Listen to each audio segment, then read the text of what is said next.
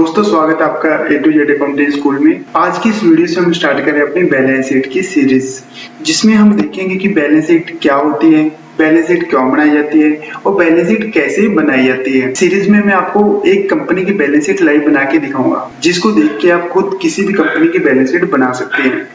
जैसे आप सबको पता है कि बैलेंस शीट का टॉपिक एक वीडियो में कंप्लीट नहीं हो सकता, इसलिए मैं इसको कुछ स्टेप बाय स्टेप वीडियो से लेके आ रहा हूँ, जिसको देख के आप खुद किसी भी कंपनी की बैलेंस शीट बना सकते हो। बट मेरी आप लोगों से एक एडवाइस रहेगी कि जब भी आप ये वीडियोस देखें तो आप इसे प्लीज सीरीज में देखिए, क्योंकि अगर आप इसे सीरीज में नहीं देखोगे तो ये आपकी अच्छी तरह से समझ में नहीं आएगा। दोस्तों अब बात आती है कि बैलेंस शीट क्या होती है।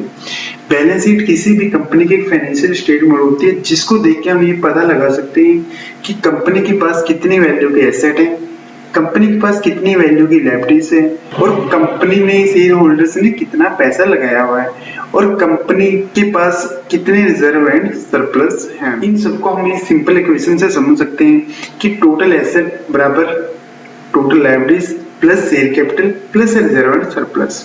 यानी कि हम बैलेंस शीट में एक तरफ रखते हैं अपनी टोटल एसेट को और दूसरी तरफ रखते हैं अपनी liabilities plus share capital plus reserve and surplus.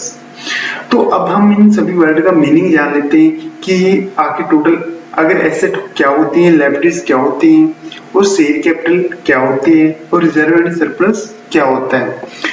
तो अगर हम बात करें कंपनी की एसेट के बारे में, तो कंपनी के पास दो तरह के एसेट होते हैं।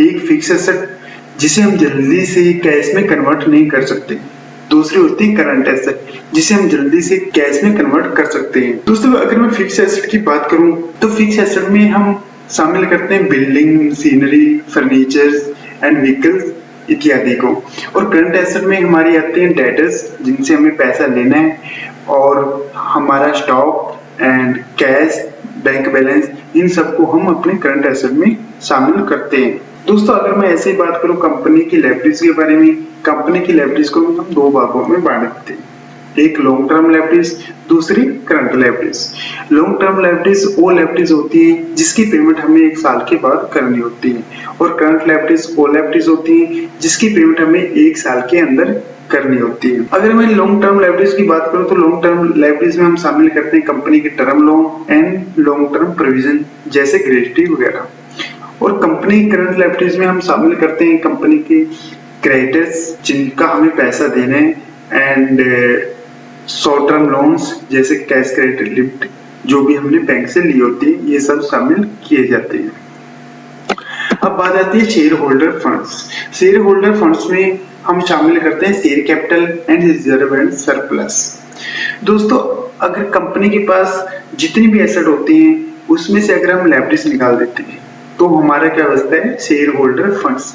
यानी कि टोटल एसेट को अगर हम कैश में कन्वर्ट कर दें और टोटल लायबिलिटीज को कैश में कन्वर्ट कर दें तो उसमें से जो बचेगा लायबिलिटीज पेड करने के बाद तो शेयर होल्डर फंड्स बचेंगे। तो शेयर होल्डर फंड्स में क्या शामिल किया जाता है कि शेयर कैपिटल और दूसरा रिजर्व एंड सरप्लस।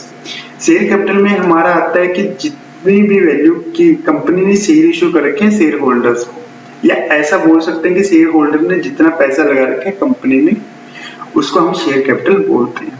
दूसरी बात करें अगर रिजर्व एंड सरप्लस की, रिजर्व एंड सरप्लस में हम शामिल करते हैं अपने प्रॉफिट्स जो भी कंपनी ने अभी तक प्रॉफिट कमाए हैं after dividend and income tax. तो दोस्तों अब हमारा अगला क्वेश्चन आता है कि हम बैलेंस शीट क्यों बनाते हैं। दोस्तों बैलेंस शीट बनाने की हमारी तीन रिक्वायरमेंट होती है।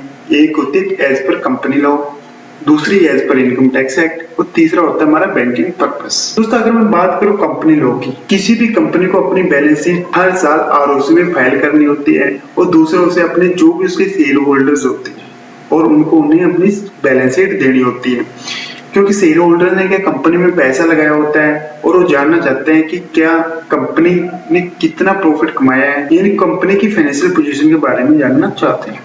अब ऐसी ही बात करें हम इनकम टैक्स एक्ट के बारे में, तो अगर आपकी कंपनी की टर्नओवर 1 करोड़ से ज्यादा है, इस करंट ईयर से 5 करोड़ हो गई है बट अभी तक 1 करोड़ ही है, अगर आपकी कंपनी की टर्नओवर 1 करोड़ से ज्यादा है तो आपको टैक्स ऑडिट कराना पड़ेगा। अगर आप टैक्स ऑडिट कराते हो तो आपको बैलेंस शीट बनाना भी कंपल्सरी है। हाँ, अगर आपकी कंपनी टर्नओवर 1 करोड़ से कम है और आप प्रॉफिट दिखा रहे हो 8% से कम, तो भी आपको टैक्स ऑडिट कराना पड़ेगा, यानी कि आपको बैलेंस शीट बनानी पड़ेगी।